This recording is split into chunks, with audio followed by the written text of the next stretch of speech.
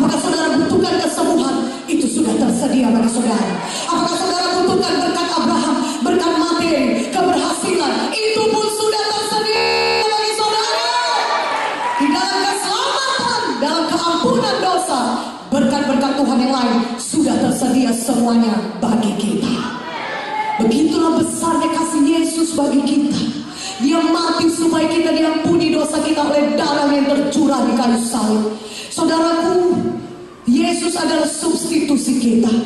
Ketika Yesus berdoa di taman Getsemani, dia berseru kepada Bapa di sorga. Dia berdoa, dia begitu sungguh-sungguh berdoa sampai darahnya bercucuran darah, saudara, sampai dia keringat darah. Oh, apakah doa Yesus? Yesus berkata, oh Bapa, kalau kehendakmu, biarlah kehendakmu yang jadi, biarlah cawan ini berlalu daripadaku, tetapi bukan kehendakku melainkan kehendakmu. Katakan amin. Adalah berat bagi Yesus.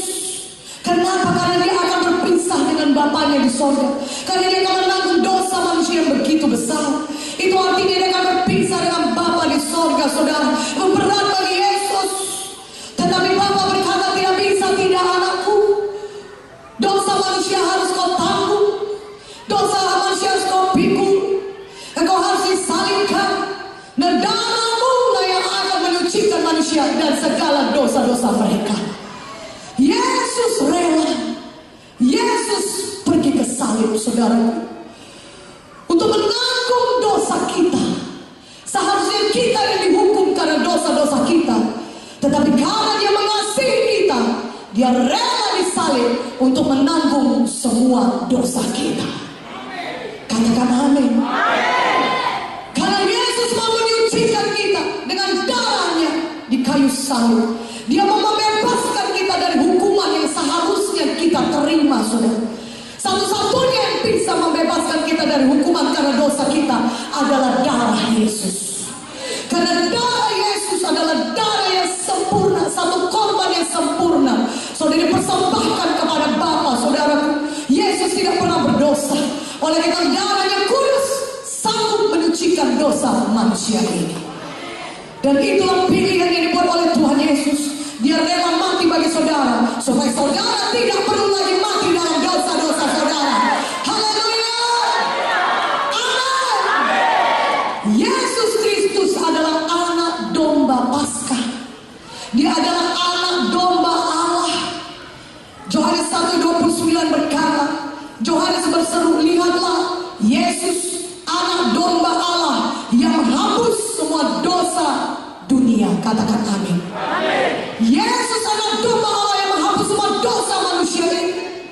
1 Korintus 5:7-8 berkata, Yesus itu adalah anak domba Paskah yang disembelih bagi kita, sehingga darahnya dicurahkan bagi kita untuk menyucikan kita dari segala dosa kita. Saudaraku, pada waktu dulu bangsa Israel merayakan Paskah pertama, apakah kata Tuhan kepada mereka? Mari buka Alkitab saudara, dalam Keluaran 12, saudara. Keluaran 12 ayat 5. Saya bacakan kepada saudara. Dari Keluaran 12, buka Alkitab kita. Ya, suka cita baca firman Tuhan, katakan amin. Keluaran 12 ayat 5-6. Anak dombamu itu harus jantan, tidak bercela, berumur setahun. Kamu boleh ambil domba atau kambing. Kamu harus mengurungnya sampai hari yang ke-14 bulan ini. Lalu seluruh jemaah Israel yang berkumpul harus menyembelihnya pada waktu senja. Kemudian dari darahnya haruslah diambil sedikit dan dibubuhkan pada kedua tiang pintu daripada ambang atas, pada rumah-rumah di mana orang memakannya. Dan kemudian ayat 12-13 saya bacakan pada saudara. Sebab pada malam ini aku akan menjalani tanah Mesir, dan semua anak sulung dari anak manusia sampai anak binatang akan kubunuh, dan kepada semua Allah di Mesir akan kujatuhkan hukuman. Akulah Tuhan, dan darah itu menjadi tanda bagimu pada rumah-rumah di mana kamu tinggal.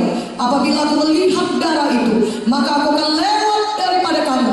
Jadi tidak akan ada tulah kemusnahan di tengah-tengah kamu apabila aku menghukum tanah Mesir. Katakan amin.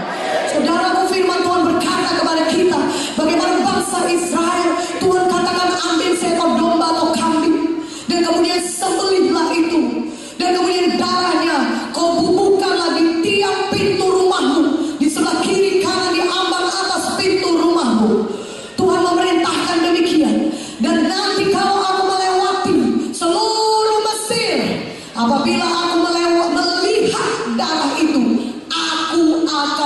melewati engkau. Katakan amin. Sehingga tidak ada tulah kematian yang bisa menjamah engkau. Dalam bahasa Inggris dikatakan, when I see the blood, I will pass over you.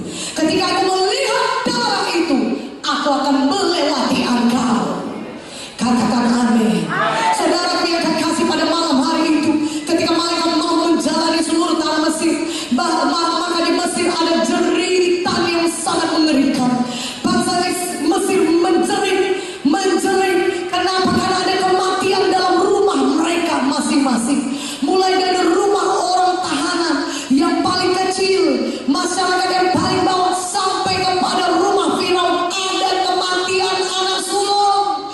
Di rumah bangsa Mesir, tetapi di rumah bangsa Israel tidak ada kematian anak sulung.